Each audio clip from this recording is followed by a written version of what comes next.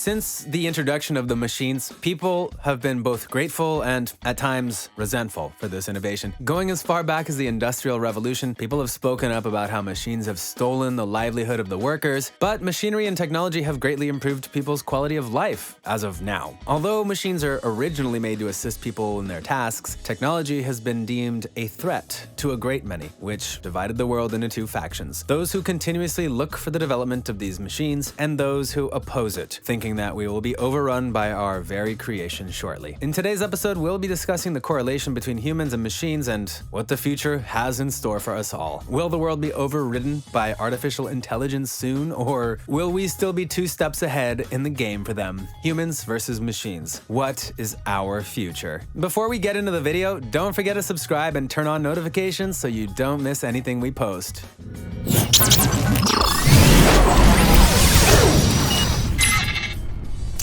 A brief history of machines. Before there were machines, simple tools have aided humans since time immemorial. A degree of specialization in toolmaking was achieved by the time of the Neanderthals, 70,000 BCE. More advanced tools requiring assemblage of head and shaft were produced by Cro-Magnons, perhaps as early as 35,000 BCE, while the application of mechanical principles was achieved by pottery-making Neolithic, New Stone Age, 6,000 BCE, and Metal Age peoples, about 3,000 BCE. Archimedes, a Greek mathematician, physicist, engineer, inventor, and astronomer, was the person responsible for the idea of simple machines, namely lever, pulley, and the screw. The earliest evidence that humans have been using simple machines dates back to the early 2nd millennium BC in Mesopotamia, where a pulley was found, and ancient Egypt during the 12th dynasty. The effects of the Industrial Revolution. Like humans, machines are ever evolving as well, but one of the most drastic evolutions that became a significant event in history came about at the start of the Industrial Revolution, which can be defined as Britain's economic development from 1760 to 1840. The term was coined by Arnold Toynbee, an English economic historian who was notable due to his service to the public, most especially for the working class. During this period, several innovations and materials were introduced, such as steel and iron, the new power resources, the steam engine, and the spinning jenny, to name a few. Communication and transportation also improved with the invention of the telegraph, radios, airplanes, and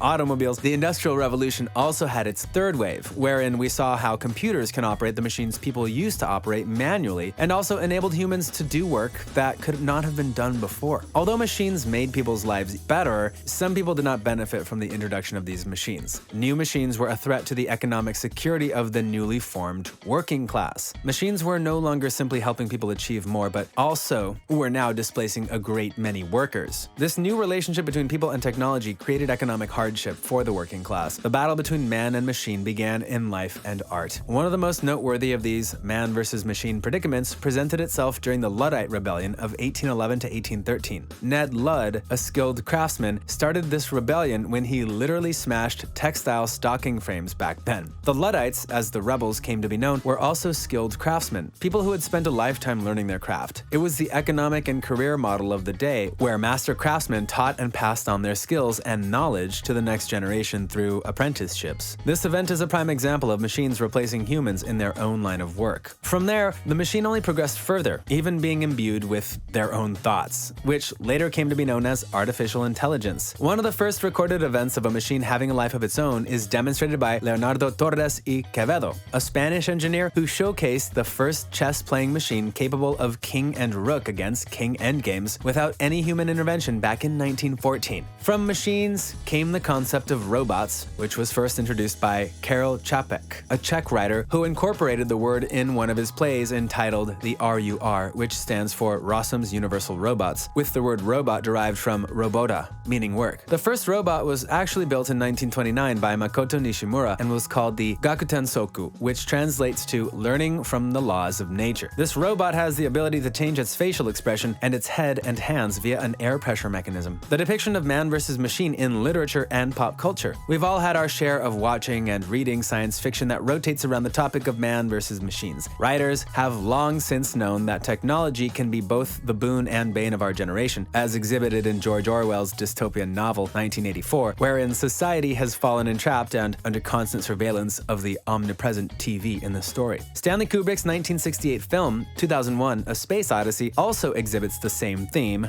with the way the HAL 9000 supercomputer malfunctions. Speaking of space, there's also Star Trek's one particular episode wherein the M5 multitronic system replaced all but 20 of the 430 crew members, a prime example of machines overtaking humanity. A more sinister ending awaits the human race, which we first saw through the Terminator films, where the end goal is to eradicate humanity to be replaced by the robots. With the introduction of computers, it was not long before artificial intelligence came into the picture. Incorporating virtual reality was also made possible in modern times, but was first seen in The Matrix, another film that involves machine versus human conflict. Space exploration was once a figment of imagination, but now is made into reality with today's technology. Man and machine today. Where do we fit in the future of technology? Through the years, we've seen how man and machine go toe-to-toe with machines, coming out on top, usually in games such as chess, Go, Jeopardy, and other AI-operated games. However, these victories are the result of computers doing their functions and calculations, as opposed to the limited capacity of a human brain. It's true that in games such as these, artificial intelligence reigns supreme, but these also show that their victories are nothing more than parlor tricks and trophies. Looking back from what history has taught us, the advancement of technology caused both a win and loss, generally speaking. The side who usually suffers more is, of course, humans, especially those who depend on their hard-earned skills that took years of practice. If people like them cannot adapt, they too will also be eradicated and taken out of the equation. Others of them, though, succumb to abandoning their skills and settle to learning how to operate these new machines. For example, the introduction of fiber optics, personal computers, and the internet has introduced several other work options to people such as network and computer engineers. But there are losses as well, like the need for secretaries and phone operators in some companies. Fortunately enough, the depiction of pop culture and literature about the machine's rise against humanity taught us a thing or two on how we, as humans, can move forward should the occasion arise. Sure, some machines can execute certain techniques with exact precision, but a company's success does not rely on machines alone. It is true that the future is now, and the rise of the machines is happening as we speak, but there is so much more humanity in the workforce in contrast to how they depicted it in the movies or the books. But always remember that resorting to brute force is never the answer, like what the Luddites did. As humans, we have the ability to adapt to the transition of machines when the day comes. Just like what leading expert in big data and business analytics and strategy, Larry Boyer, said, "The key to successfully navigating this transition is more than simply learning new skills. It is knowing yourself and the unique value you have to offer any potential customer or employer." But to address the root of the problem, we need to hear the side of those greatly affected, the laborers and workers. Unlike the affluent, they are the ones who may be replaced by machines when the time comes and technology has advanced beyond their capacity as humans. As stated earlier, in artificial intelligence, AI, the world is quite clearly divided into two factions: those who strongly believe that AI is a good thing and those who vehemently deny this. There are considerable factors here to keep in mind. What are the technologies being developed? Or if there is already an existing tech, how are they developing it and adapting it into today's situation? There are three factors to consider when developing AI concerning the human workforce. Firstly, people are concerned about the large-scale unemployment. Secondly, singularity. What we mean by singularity is the point in human civilization when artificial intelligence reaches a tipping point beyond which it evolves into a super intelligence that surpasses human cognitive powers. There's also machine consciousness, which, unlike the previous 2 points, can be regarded as risks associated with the evolution of AI. The aspect of machine consciousness perhaps is best described as an ethical conundrum. And finally,